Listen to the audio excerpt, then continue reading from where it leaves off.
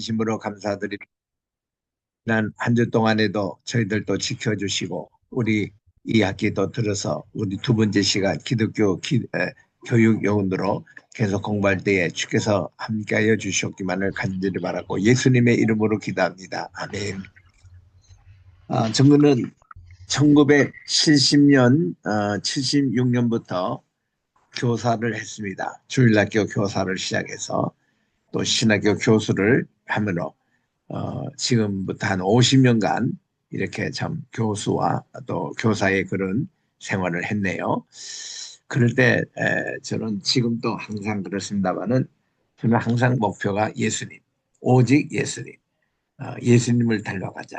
예수님의 그 교육의 방법 이것을 가장 중시하게 여겼습니다. 지난 시간 우리 마지막 시간에 살펴본 대로 요한복음 10장 10절에 보니까 예수님은 이 목자가 양들을 위하여 목숨을 버린다. 아마 이런 교훈은 전 세계 어느 나라에 해당되든 또 어디에 지도자에게 해당되는 이거 다 중요한 말씀이고 나옵니다.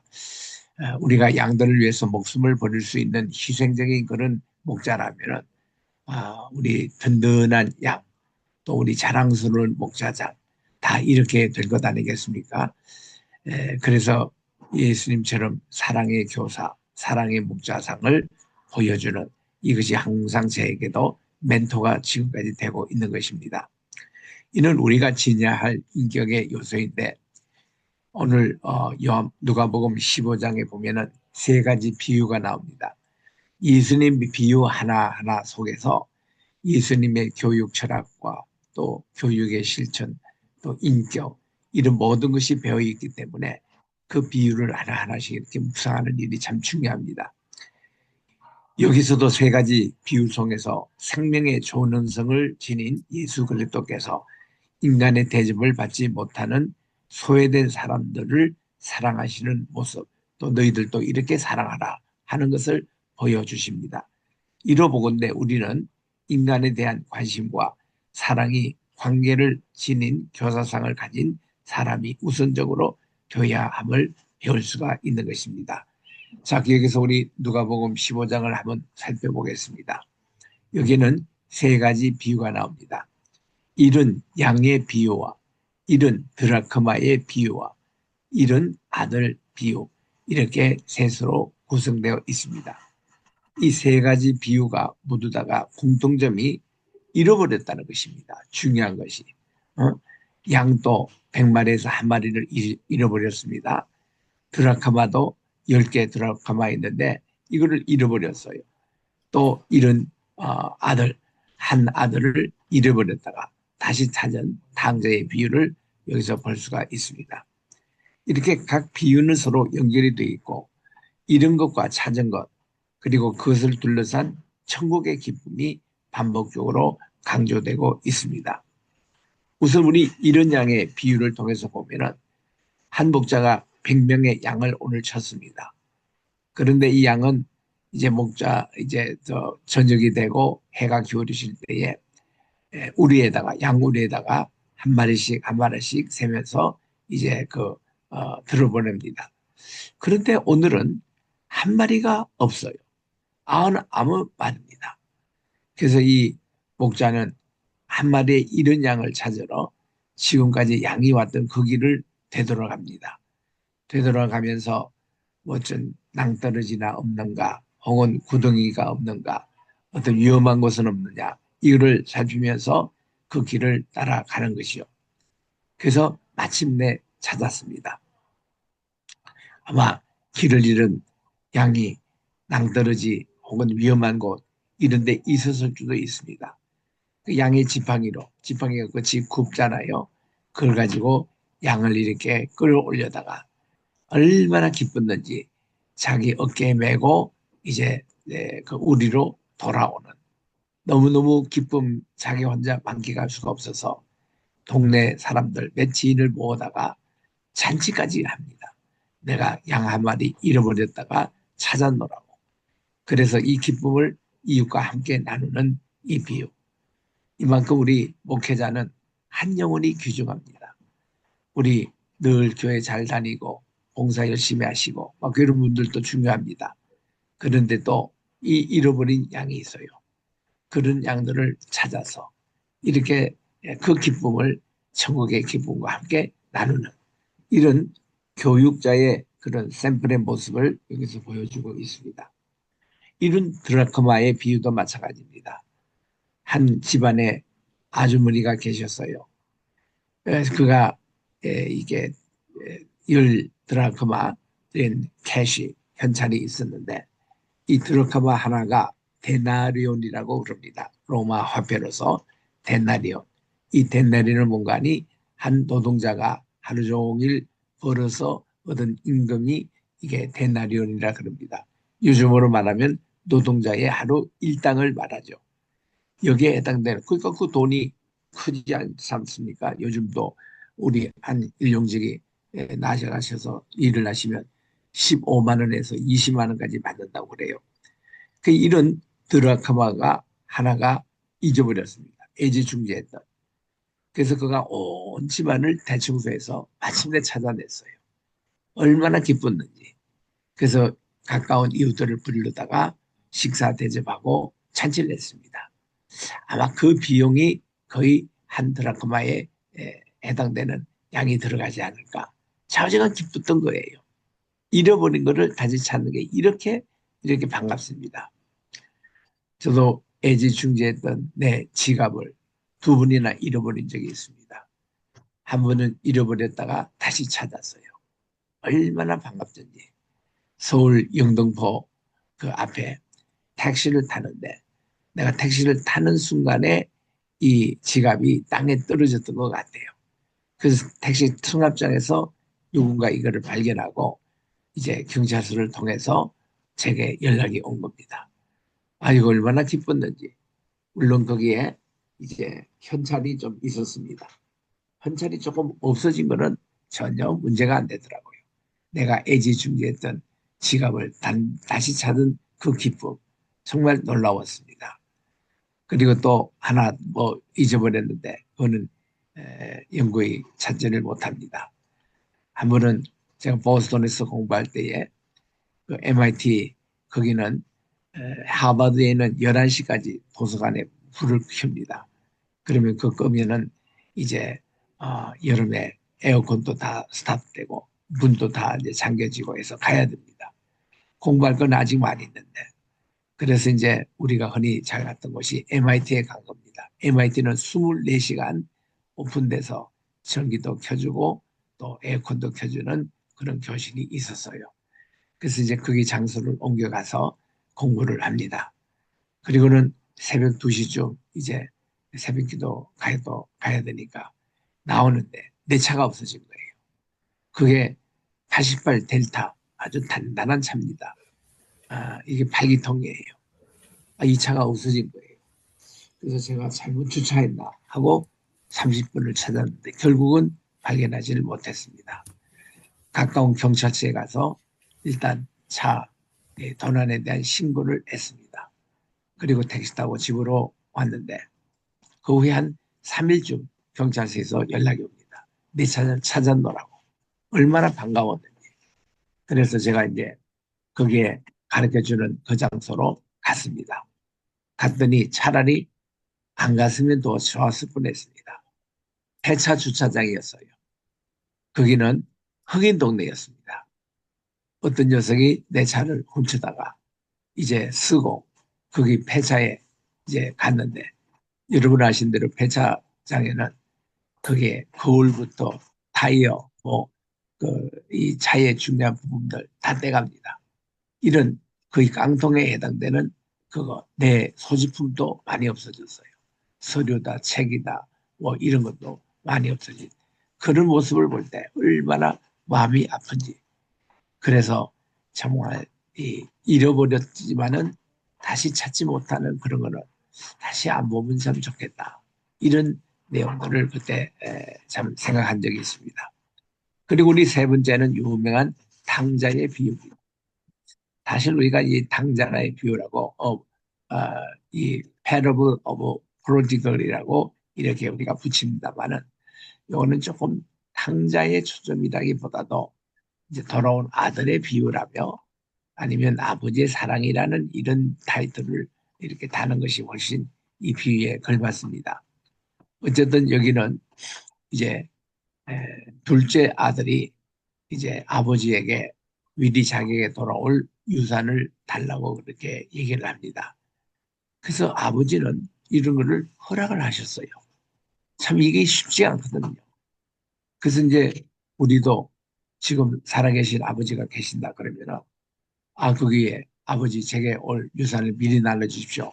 그렇게 얘기할 사람이 과연 누구 있겠습니까? 아버지 빨리 돌아가시는 얘기와 같지 않습니까?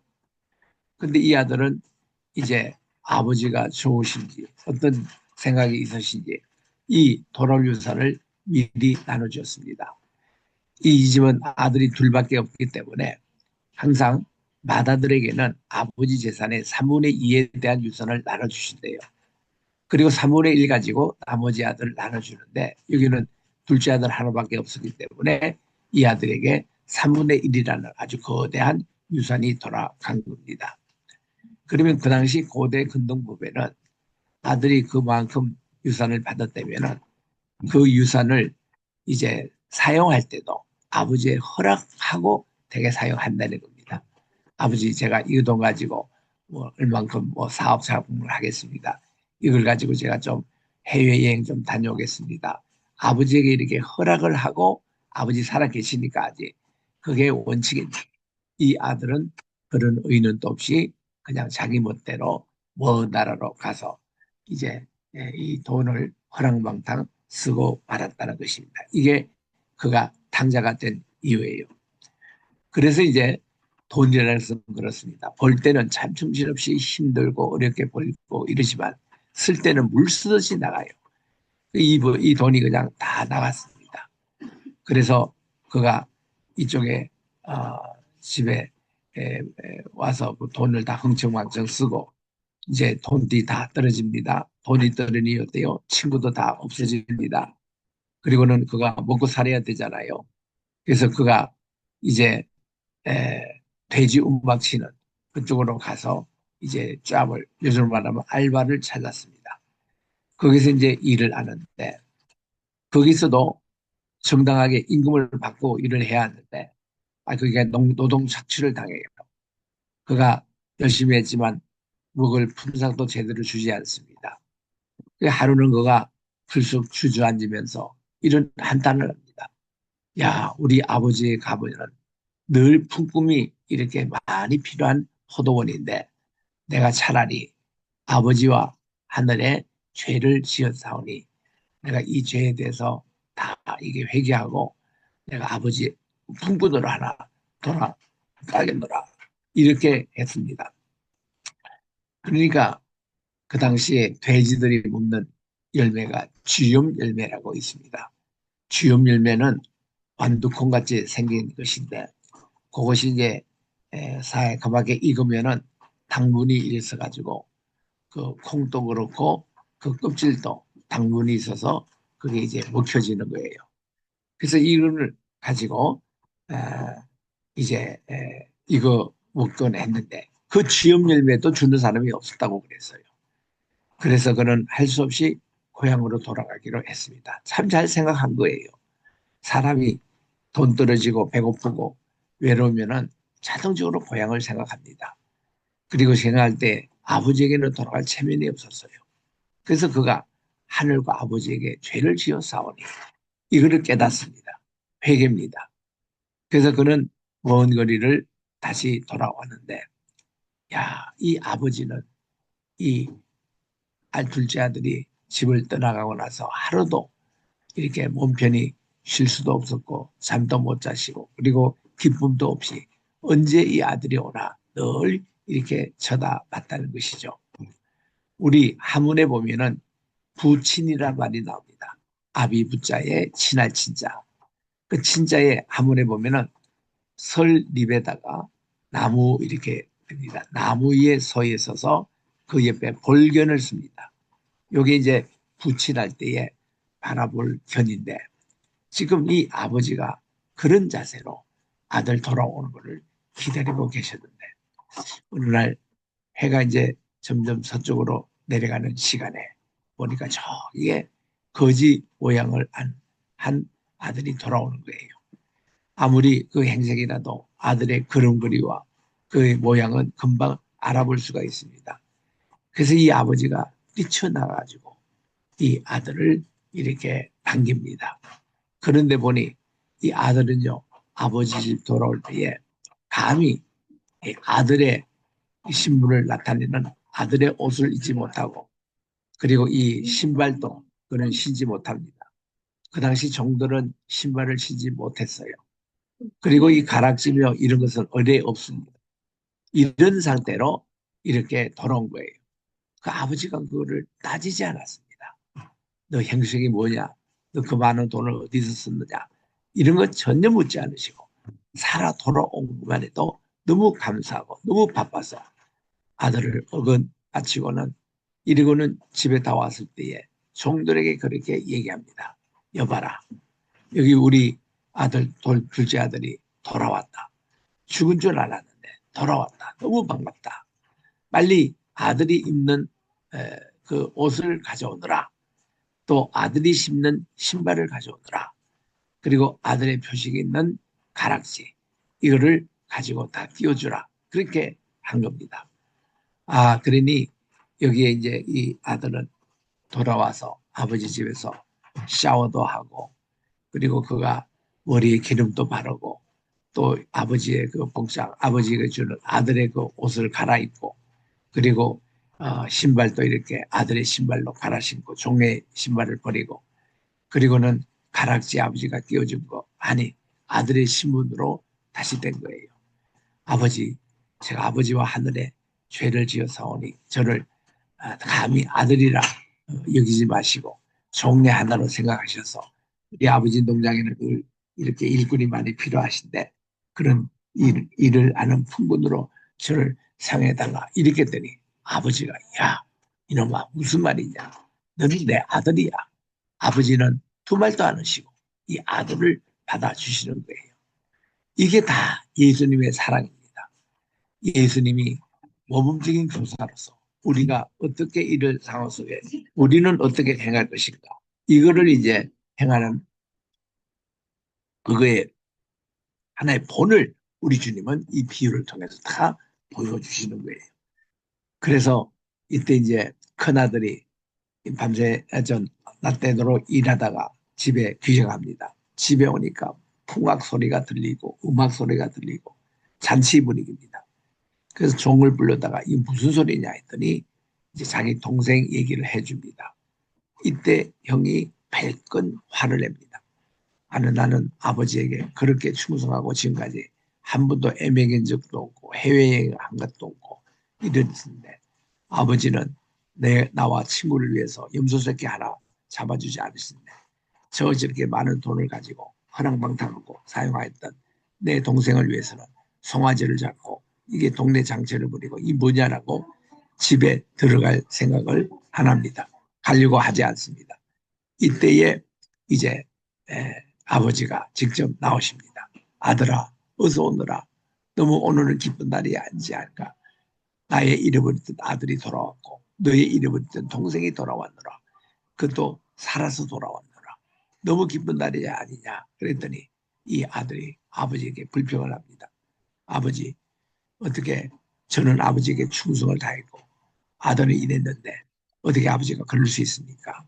그랬더니 아버지가 한마디 하시는 거예요.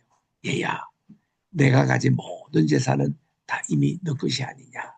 내가 너 동생 둘째 아들에게 내 재산의 3분의 1을 나눠줄 때 그때 이미 3분의 2에 대한 나의 나머지 모든 재산은 다 너의 것으로 이미 주었다. 너가 바로 이제는 모든 게 주인이다. 그래서 너가 가지고 그렇게 이렇게 한 거에 대해서 우리 아버지가 그를 인정해 주신 겁니다. 이거 보면은 여기서 이제 우리는 하나님의 사랑을 배울 수 있는데, 하나님께서는 회개하고 돌아온 아들을 아무 이유도 붙지 않고 그대로 아들로 받아주시더라고요. 그리고 큰아들은 큰아들대로 인정을 해주시는 그의 헌신과 그의 노력과 봉사, 이거를 그대로 인정해 주시는 거예요. 그래서 이 누가복음 15장에 나오는 이 세 가지 비유를 통해서 우리는 예수님의 교육을 여기서 배울 수가 있는 겁니다. 그래서 이 세 가지 비유가 다 이제 잃어버린 것과 찾은 것, 그것을 둘러싼 기쁨이 만족적으로 이제 반복적으로 강조되고 있습니다. 자, 우리 여기서 우리 찬송가 우리 305장이죠. 옛날 찬송가는 405장. 나 같은 죄인 살리신 Amazing Grace, How Sweet the Sound. 정말 이 너무너무 달콤한 얘기를 들어보라는 거죠. 내가 이때는 I once, 내가 한때는 lost, 내가 잃어버리지만 now I am found, 나는 지금은 찾아진 사람이다. 이렇게 된 겁니다. 그래서 이런 것과 찾은 것에 대한 그런 이것을 지은 분이 존 뉴턴이죠. 존 뉴턴은 본래는 자기 아버지가 저 흑로 아프리카에 가서 흑인들을 잡아다가 노예로 삼아가지고 태평양 대서양을 건너 이 미국 대륙에 와서 노예를 팔아먹던 노예 상인 상선을 운행했던 자입니다. 그의 아버지가 무슨 사고가 있어서 돌아가시고 나서는 이제 이 20살도 되지 않는 이 존 뉴턴이 아버지 사업을 이어받았습니다. 맨날 어릴 때부터 보고 들은 것이 이렇게 흑노를 잡아다가 미국에서 팔아먹었던 그게 있어가지고 그가 그 사업을 계속 유지를 했습니다. 어느 날 태생을 건너는데 아주 명월이었습니다. 보름달이 쫙 선상에 비치는데 그때 자기 부하 가운데 하나가 선장님 이거 꼭 한번 읽어보시기 바랍니다 하고 권해주는 책을 들춰봤습니다. 그게 이제 보니까 이, 그 당시에 아주 많이 인기 있게 읽혔던 그리스도를 본받아라는 책입니다. 이것을 이제 그가 읽을 때에 예수님을 본받는 것이 이런 것이다. 예수님의 삶은 이런 것이다 하고 복음의 진실이 그 책에 이렇습니다. 그 책을 읽고 나서 대성통곡하고 그는 울면서 나는 내 삶이 정말 이게 그 하나님께 연락되는 그런 생활이 되게 됐다 하고는 그가 회개하고 이제 그때부터 미국에 도착하자마자 모든 노예 상인을 다 그만두고 또 모든 흥로들을 이렇게 해방시켜주고 그랬습니다. 그리고는 그 길로 자기가 지금까지 했던 일에 참여하는 마음을 가지고 좀 나이가 들었습니다마는 신학교에 가서 공부를 했습니다. 목사가 됐어요. 그리고는 그가 자기 섬기는 교회에서 30여 년 이상 목회를 했습니다. 내일 모레면 은퇴합니다. 은퇴를 앞두고 그가 시연 찬송가가 바로 이겁니다. 나 같은 죄인 살리신 주님의 은혜 놀라와 잃었던 생명 다 찾았다. 이것을 그가 서서 이렇게 은퇴 기념으로 쓰고는 이 찬양이 이제는 미국에 너무 유명하게 되어서 곡은 체로키 부족, 이 원주민의 그런 이제 족속 가운데 저 아틀란타 중심으로 이렇게 있는 그 체로키 부족들 이분들의 곡을 따다가 거기에 이제 이 가사를 붙여서 오늘날 어메이징 그레이스 이것이 전 세계에 퍼진 겁니다. 이거를 특별히 빌리그레함 전도대회 때 이게 이 할아버지 정말 베버리 이 할아버지가 이 찬양을 많이 불러서 우리나라도 1973년도 빌리그레함 그 전도대회 있을 때에 이거를 조영남 씨가 이렇게 불렀습니다. 그래서 이게 많이 이제 우리가 퍼지게 됐는데 이게 다 이 예수님의 잃어버린 탕자의 비유 나오는 이런 내용을 가지고 귀한 이런 찬양도 이렇게 되었습니다. 예수님은 정말 가르침의 본이 되셨습니다. 아울러 그분은 그 자신이 가르침의 본이 되었고 학습자 중심의 방법으로 이 대화를 끌어가셨습니다. 그래서 상대방을 인정하고 그로 인해서 상대방이 마음을 열게 하고 그 다음에 예수 그리스도의 말씀이 전해져서 삶으로의 적용을 하게 된 거죠. 이런 내용은 우리가 지난 학기에 배웠던 예수님의 상담학에서 우리 자세히 공부한 바가 있습니다. 이는 가르침이 인격적으로 될 필요가 있다는 것과 그것이 가능케 됨을 말해줍니다. 또한 예수 그리스도께서는 경건성을 지닌 사역자로서 기도에 철저했으며 하나님을 전적으로 믿는 자세를 우리에게 가르쳐 주신 겁니다. 그 예수님의 우리 사역의 가르침을 보면요. 우리 주님의 그 교제가 뭔가니 하나님 나라예요. 내용도 하나님 나라입니다. 또 우리는 하나님 나라의 백성으로 이 땅을 이렇게 살아가야 한다는 것을 구체적으로 가르쳐 주신 겁니다. 그 예수님의 44가지 비유의 말씀 하나하나 배울 때에 이거를 깨닫게 되는 것입니다. 예수님의 제자 훈련. 우리 주님은 그걸로 제자들을 세우고도 3년을 이렇게 훈련시켰습니다.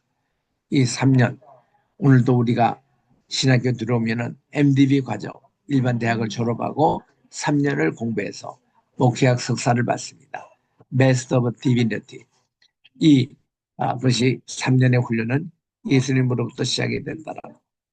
사도 바울도 예수님을 다메섹 동상에서 만난 이후에 그가 이 사우디아라비아 오늘날 우리 라오즈 산입니다. 호렙산입니다. 모세가 이 십계명을 받았던 그 산에 가서 그가 또 이제 훈련을 받았죠. 이렇게 엘리야도 40일 동안 그 호렙산 내려가면서 훈련을 받으셨고 또 이제 이 40일 동안 훈련받은 분이 사도 바울입니다. 사도 바울은 오늘날 페추라 거기 가서 받았다고 알려지지만 또 엘리야가 받았던 그 동굴 거기에 가서 훈련을 받을 수도 있습니다.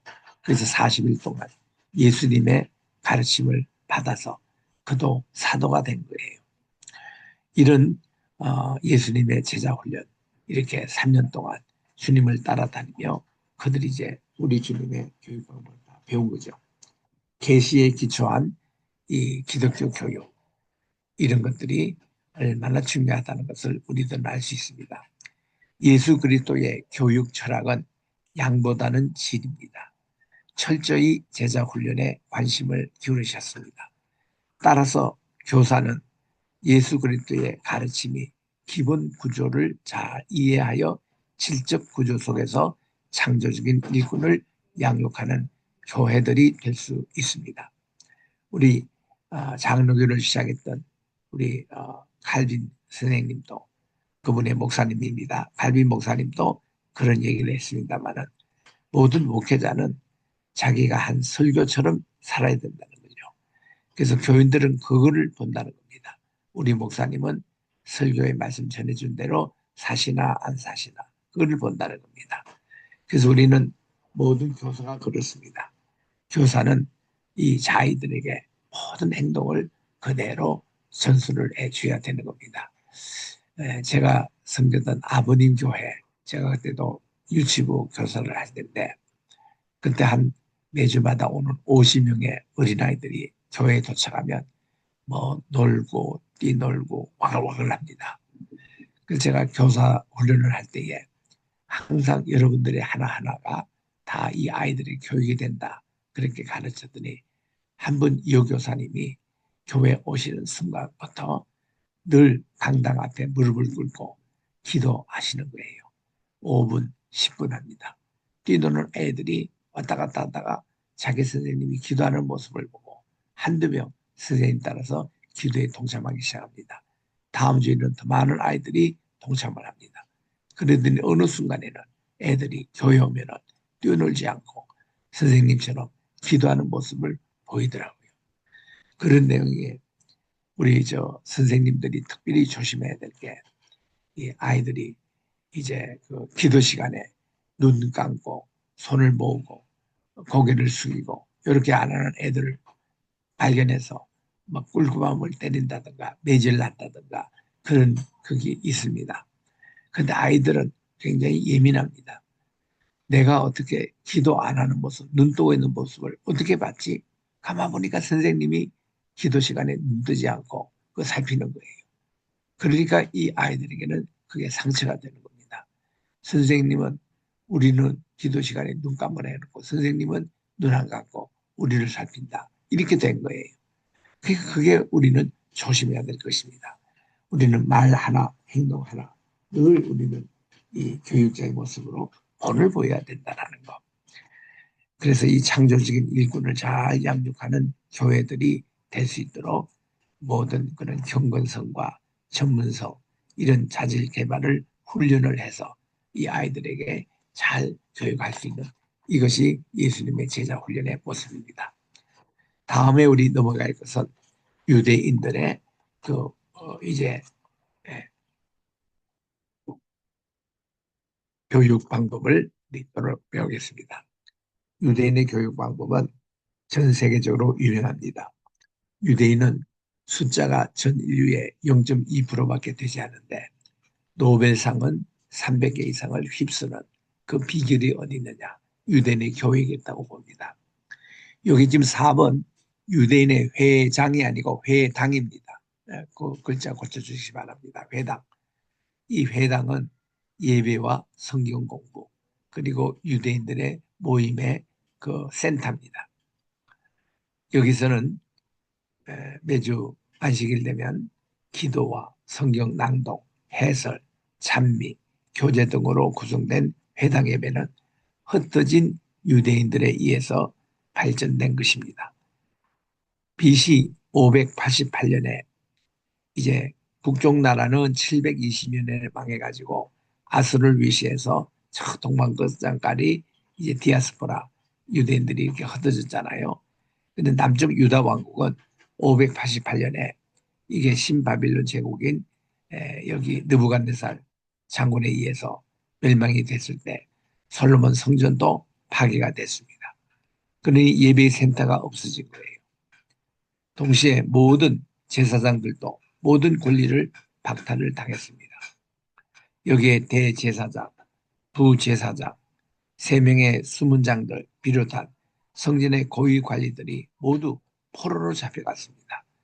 그래서 림나에서 느부갓네살에 의해서 처형을 당합니다. 참 이런 끔찍한 일이 생기는 거예요. 성전도 없어지고 성전을 예배할 제사장도 이렇게 살해를 당하고 이런 일이 벌어졌습니다. 다행히도 이제 차기 대제사장 될 수 있는 에스겔은 25살 때, 아직 30이 못 됐습니다. 25살 때에 1차 포로, 그러니까 BC 597년에 이때 끌려갔습니다. 그래서 포로 생활을 하는 중 5년 만에 하나님의 소명을 받고, 그리고는 그가 20년 동안 제사장 출신의 예언자 역할을 감당했습니다. 그는 사독 집안의 출신으로 에스겔은 아주 실력도 있고 그리고 하나님의 사랑을 받고 참 그런 대단한 그런 제사장 집안이었습니다. 그의 집안인 사독 가문의 제사장들과 보조 인원들은 포로 생활을 하였습니다. 솔로몬 등극 시 축출되었던 아비아달 제사장의 지도층들도 다수 바벨론으로 끌려갔을 것으로 추정합니다. 이 아비아달은 이제 그 아도니아 그게 줄을 잘못 섰다가 솔로몬이 왕이 되니까 그가 솔로몬에 의해서 그 대제사장직을 박탈을 당하고 그의 고향이 되는 아나돗에 가서 유배 생활을 했던 바로 그런 분입니다. 그 이 아비아달의 족보를 이렇게 보면은 엘리 제사장의 집안입니다. 그래서 여기서 난 아들이 예레미야였습니다. 그리고 예레미야가 아나돗에 고향을 두고 아비아달 후손으로 태어난 지도처. 그래서 그 아비아달 계통의 그런 제사장도 다수 바벨론으로 끌려갔을 것으로 추정이 됩니다. 포로 생활 중에는 제사장과 일반 레위인들의 차별이 굳어졌습니다. 이런 남은 제사장들도 성전에 없기 때문에 그들의 역할이 주로 율법, 역사서, 예언서 등 문헌들을 정리 보관하는 데 집중을 했거나 또 농사를 지면서 살았습니다. 지금도 이스라엘 가보시면 수많은 제사장 가문 출신들의 자손들이 주로 공무원이 되어 있습니다. 공무원으로 그들이 일하면서 봉사하고 있는데 이런 어, 형편이 지금 이 포로 생활도 그렇게 됐습니다. 이러니 성전도 없죠. 예배도 드리지 못하죠. 이렇게 됩니다. 한편 예루살렘에도 일부 레위 지파 사람들이 남아 있었습니다. 다 포로 끌려간 거 아니에요. 그 당시에 지도꾼들이 딸려갔습니다. 그 남아 있는 그런 종속 가운데는 아비아달 계열의 제사장으로 추정되는 이런 분들이 이렇게 주로 산당을 찾아가서 뭐 거기서 예배를 진례하거나 또 예레미야 애가서에 나온 대로 해마다 성전이 무너진 날 이거를 티샤 베아브라 그럽니다. 티샤라는 것은 구라는 뜻이고 베아브는 아버열 월의 이름이 아버월인데 아버월 9일에 예루살렘 성전이 무너졌거든요. 그날에는 금식을 하며 회개 예배를 드렸습니다. 그게 예레미야 애가서를 읽는 날입니다. 스가랴 7장 1절 이하도 이런 금식일이 나옵니다. 또 이들은 무너진 성전의 쓰레기 더미 위에서 제물을 바치러 오기도 했습니다. 이런 것이 그 당시 아비아달 계통의 후손들이 한 겁니다. 나중에 이 포로 귀환이 될 때에 예루살렘에 남아 있었던 제사장들과 귀환 제사장들 사이에 약간 갈등이 있었습니다. 이때 이것을 에스겔을 미리 내다보고 에스겔 44장 여기에 또 스가랴 에스라 8장 13절 여기에 이런 갈등을 언급한 적도 있습니다. 바벨론으로 끌려가서 포로 생활을 할 때에 끌려간 장소 주로 이제 강변 해변가 이런 데서 경건한 유대인들이 안식일 때마다 모여 찬양과 기도와 말씀 묵상한 것이 회당의 기초가 됩니다. 우리 성전을 템플이라 그래요. 회당을 시나고그라 그렇게 얘기합니다. 그들의 이 회당이 이렇게 해서 시작되고 여기서 예배가 시초가 된 거죠. 시편 137편 1절에서 6절에 보면은 유일하게 시편이나 우리 다른 성경 어느 구절에서도 바벨론 포로 생활에 대해서 보여주는 게 없는데 이것이 남아 있습니다. 여기에 보면은 그들이 바벨론 포로 생활하면서 강가에 모여 하나님께 예배를 드릴 때 조국을 위한 기도와 찬양이 있습니다. 예루살렘의 예배는 희생의 번제단을 중심으로 한 것이지만 회당은 희생의 제단이 없기 때문에 예배의 형태가 좀 다른 모양으로 발전됐습니다. 이들은 자신의 경건한 삶을 보존하기 위해 하나님의 말씀을 낭독하고 묵상하며 강론을 하기 시작했습니다. 조국을 위해서 애국적인 그런 기도를 하며 시온의 찬미를 수시로 드렸던 것입니다. 여기 이제 대표적인 시편 137편에 이런 내용이 소개가 됩니다. 우리가 바벨론의 여러 강변 거기에 앉아서 시온을 기억하며 울었다.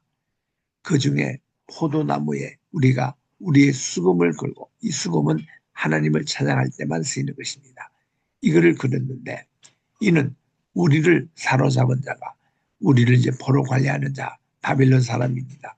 그들 관리들이 와서 거기서 우리에게 노래를 청합니다. 그래서 우리를 황폐하게 했던 자가 기쁨을 청하고 자기들을 위하여 시온의 노래 하나를 불러달라고 그렇게 얘기합니다. 이게 영어로서는 엔터테인먼트 이게 하나의 찬양을 향락의 그 모습으로 자기의 기쁨을 모습으로 하는 엔터테인먼트의 그런 이제 노래를 청합니다.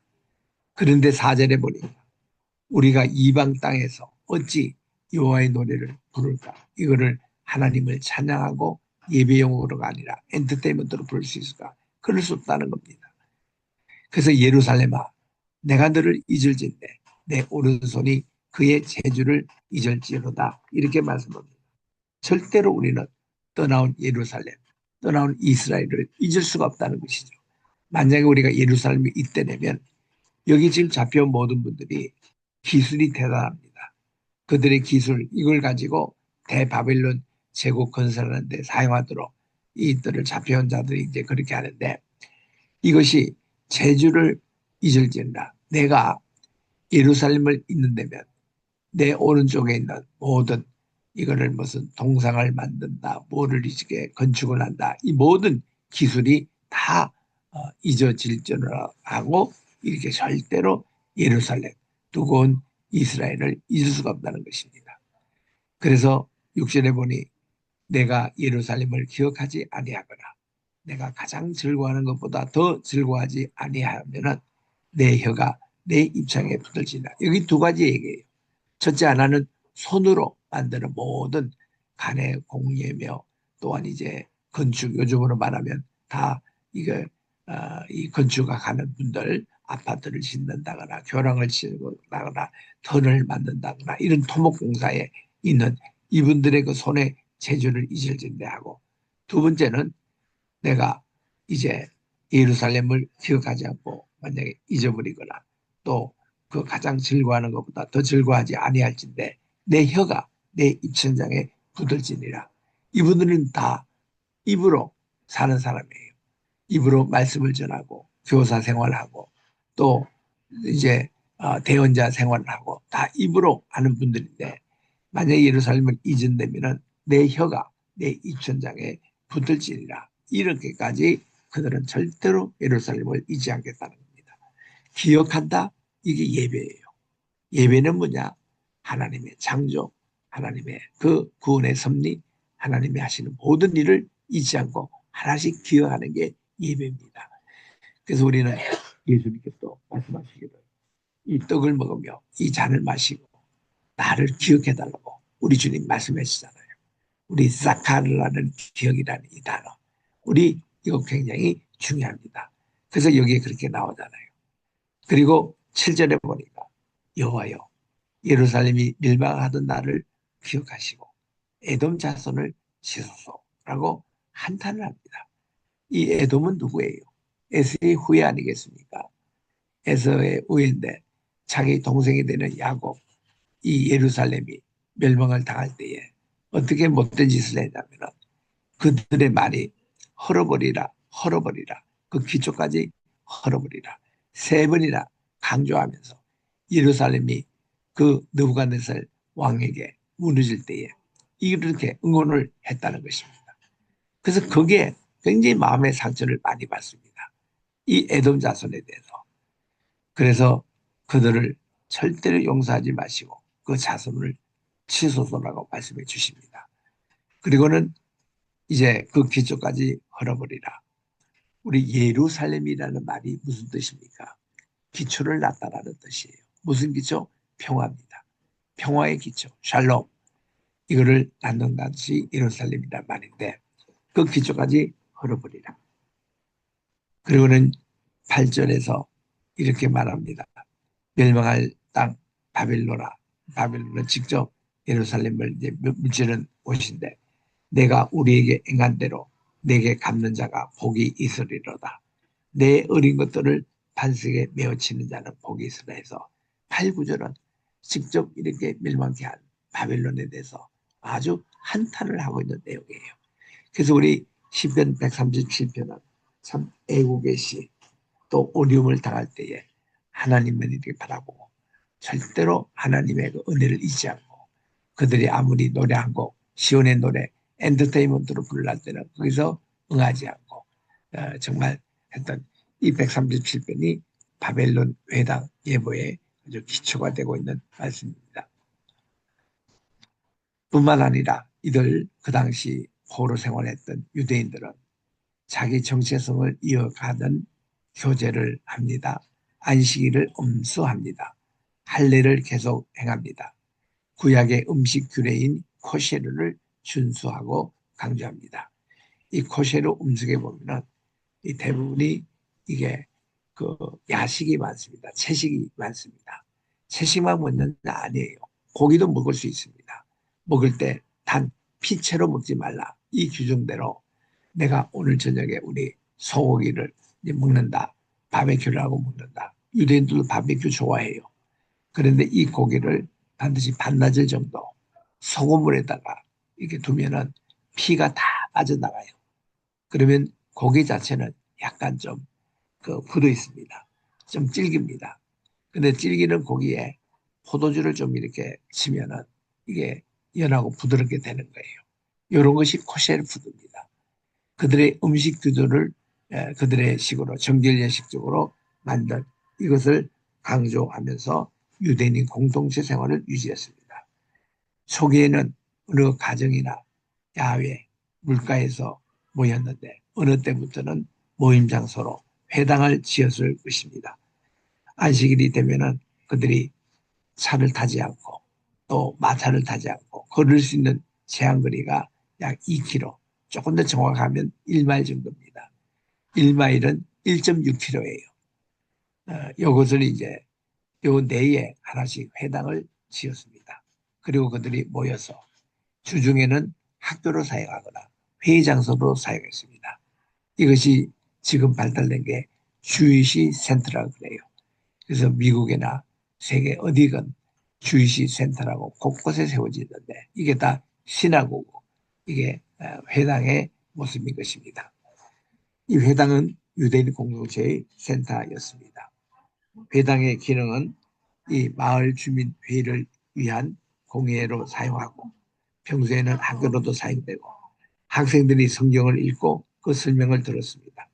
사본을 만들기도 하고 계속 읽는 연습과 해석하는 방법을 훈련받아 랍비들이 배출되기도 했습니다. 그래서 이 회당은 유대인 공동체의 센터 역할을 지금까지 하고 있는 거예요. 우리 한때 예루살렘 성전이 복원이 돼서 제2성전 시대가 있었습니다. 이때도 회당 예배는 계속 함께 공존했습니다. 또 AD 70년에 이 회당 유대인들의 모든 성전이 그 로마 장군에 의해서 다 회파가 되지 않습니까? 그때도 이 하나님의 예배를 드리는 회당 예배는 여전히 발달돼 가지고 지금 현재 예루살렘 성전이 없어요.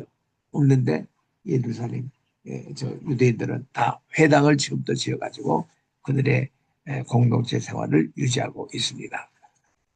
회당 예배의 주된 목적은 조상들이 물려준 신앙의 유산인 율법을 잊지 않기 위해서 그들이 가져온 율법을 서로 읽고 해설하는 것을 듣기 위함이었습니다.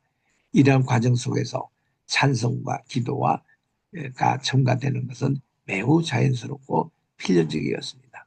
그래서 이 회당 예배 자체가 유대인 전체의 교육 과정이었습니다. 신앙교육. 회당 예배의 본질적인 부분은 성전 예배와 같이 희생 제사에 있지 않고 말씀 중심의 예배라는 것입니다. 그래서 지금 우리가 드리는 온 기독교 우리 예배는 이 회당 예배가 우리에게 직접 영향을 미치고 있습니다. 말씀 중심한. 율법서는 최종적인 계시라고 믿었습니다. 그들은 율법 자체가 토라가 하나님께서 주신 가장 귀중하고 최종적인 계시라고 믿었기에 율법서 자체를 통하여 모든 예배를 드릴 수 있다고 믿었습니다. 율법이 명한 모든 명령과 계명들을 부지런히 읽고 해설하고 지키는 것이 예배자의 성화의 기림을 sanctification 이렇게 믿었습니다. 이에 따라서 포로 생활하던 유대인들은 제사장들과 경건한 무리들이 단편적으로 모은 율법서를 집택성하기 시작했습니다. 그전까지만 해도 두루마리가 전체 정리가 되지를 못했어요. 그런데 그들은 이 포로 생활 때에 제사장 중심으로 이거를 책으로 편집을 했습니다. 그래서 남긴 것이 바로 모세 오경. 이 에스라가 예루살렘으로 귀환할 때 모세 오경을 들고 이제 귀환한 겁니다. 그래서 그들이 포로 생활 때 편집했던 이거 창세기, 출애굽기, 레위기, 민수기, 신명기 5권의 책. 우리 히브리 원전으로 보면 창세기를 브레시트, 그리고 출애굽기를 시모트, 레위기를 바이크라, 그리고 민수기를 바미드바르, 그리고 마지막 신명기를 이렇게 드바림, 이렇게 5권의 그 책이 한 권으로 편집된 것이 이게 토라 모세 오경이었습니다. 그래서 이 에스라가 가지고 와서 말씀 운동으로 이제 새롭게 시작하는 이스라엘 공동체, 포로로 귀환했던 자들의 공동체의 기간을 확립한 것이 그들의 그 개혁 운동이었습니다. 그래서 이 포로 생활을 하던 유대인들은 제사장들과 경건한 무리들이 단편적으로 모은 율법서를 집대성하면서 안식일마다 열심히 모여서 율법을 설명하고 해석을 했습니다. 하나님의 뜻을 발견하고 실천하기 위해 진지한 성경 연구를 계속했던 것입니다. 회당에서 지도자는 제사장들뿐만 아니라 훈련받은 평신도들도 있었습니다. 초대교회 그 회당 예배 때 랍비는 대부분 평신도 출신이에요. 성전 예배를 드릴 수가 없는 상황이었기에 제사장들의 역할이 약화되고 회중 가운데서 신앙적으로 인격적으로 훌륭한 분 가운데 연장자를 장로로 삼았고 이 장로들이 회당을 운영하고 예배를 인도한 것이 랍비 제도의 초치의 모습이었습니다. 이 장로의회에서 선출된 회당장, 그러니까 이 룰러 오브 시나고그, 이게 회당을 전체 이끄는 요즘으로 하는 담임 목회자죠. 는 평신도를 대표하여 성경을 봉독합니다. 해설합니다. 교인들의 신앙을 지도합니다. 찬송을 가르치며 지도하기도 했으며 모든 행정사무도 관장하고 헌금 및 구제금도 분담하는 일도 맡았습니다. 평일에는 해당 학교에서 가르쳐 후진을 양성하게 되어 있습니다. 그래서 이 랍비는 주말에는 하나님께 예배, 또 주중에는 교사의 역할로 그렇게 한 분이 바로 이런 랍비가 되는 것이죠. 그리고 매 안식일 때마다는 성경을 봉독합니다. 설교할 사람을 선정하는 일도 합니다. 이 모든 일을 평생 수행했다고 합니다. 이런 의미에서 회당의 예배는 민주적 형태를 가지고 있습니다. 회당장 다음으로 중요한 지도자는 보조사역자입니다. 요즘으로 말하면 강도사님, 전도사님이었어요. 그들도 주로 회당장의 명령을 수행하고 보좌하는 일을 했습니다. 율법 낭독자가 선정되면 언약궤 속에 보관되어 있는 두루마기를 꺼내다가 그에게 주어 읽게 합니다. 그러니까 낭독 후에 다시 갖다 놓습니다. 그래서 이것을 이렇게 소화하는 전도사님, 강도사님 이런 분들은 아주 성경 말씀에 밝습니다. 어떤 내용을 딱 하면 이사야처를 찾아주고 어떤 내용을 딱 얘기하면 예레미야서를 이렇게 찾아주고 그 당시에는 두루마기로 다 한 신도에 이어서 이거를 다 이렇게 일일이 찾습니다. 이런 식으로 이렇게 말씀이 맞춰지면 다시 그 옛날에 그 지성소에 해당되는 그 말씀의 상자에다가 보관합니다. 그도 이 회당의 선생이었고 가난한 사람들에게는 음식을 분배하는 일을 수행했다고 합니다. 회당 예배가 자리 잡아가면서 점차적으로 전문적인 예배 인도자를 필요하게 됩니다. 그 성경의 고등교육을 받은 평신도 지도자 중에 누구에게도 신망을 받은 자가 랍비가 되어 이들은 일정한 교육을 받습니다. 이거를 요즘으로 하면 신학교육입니다. 그리고 예배를 인도했으며 성경 낭독과 주해, 가르치는 데에 전문적인 사역을 하게 됩니다.